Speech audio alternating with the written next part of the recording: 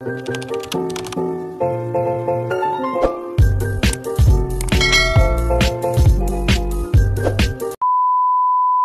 guys, so papunta na ulit kami ngayon ng dagat. Kasi baka high tide na. Kasi kanina low tide pa, diba? Pinakita ko naman sa inyo, halos wala pang tubig. So si Baby Earl nga pala ay nauna na doon. So si Kuya Joseph ang kasabay ko ngayon.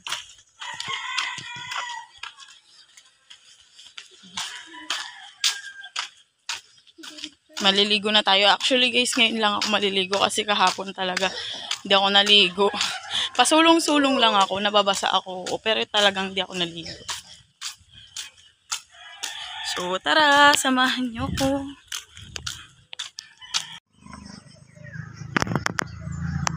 Tayo dyan, oh.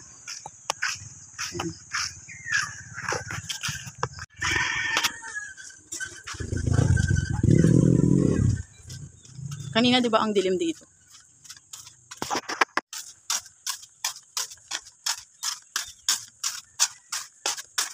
Nakadobling ako lang ako guys.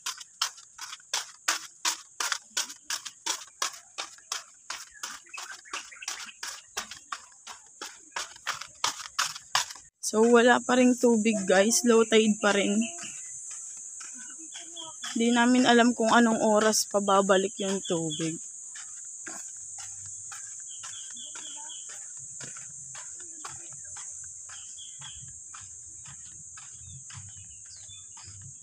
And oh, low tide pa din. Wow, ang ganda oh.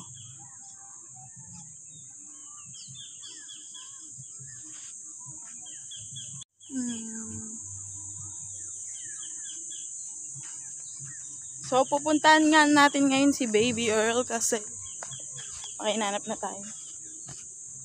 Saan na si Joseph? Nauna na si Joseph. Oh, low tide pa din guys. Actually, dapat hanggang dito yung tubig. Oh, dyan. Kaso nandoon pa din yung tubig. Oh.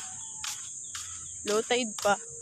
Baka mamaya pa to babalik. Kaso uuwi na kami ng alas 10. Mga 10 AM, uuwi na kami.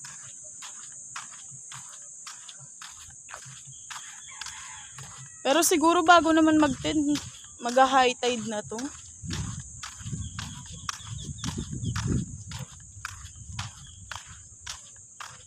Ganun din, hindi din ako makakaligo. So, tide pa din. Ay, pero banda doon. Doon banda, meron na. May tubig na doon. Ganda ng kapaligiran guys. Oh.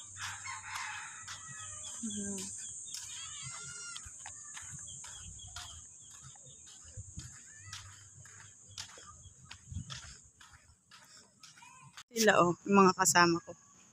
Ayun, may tubig pala dun.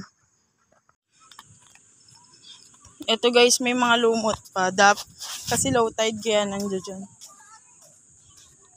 Ayun na sila.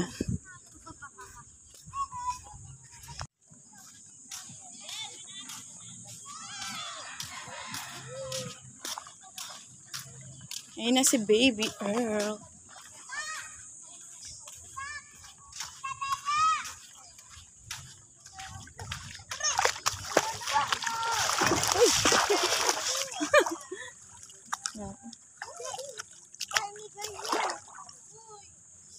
Dulas pa ako.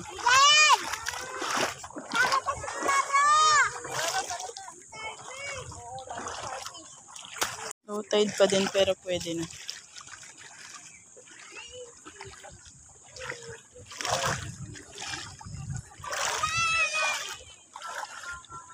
Starfish. Ay, tara! Uy, starfish o buhay. Patay pala. Earl! Earl!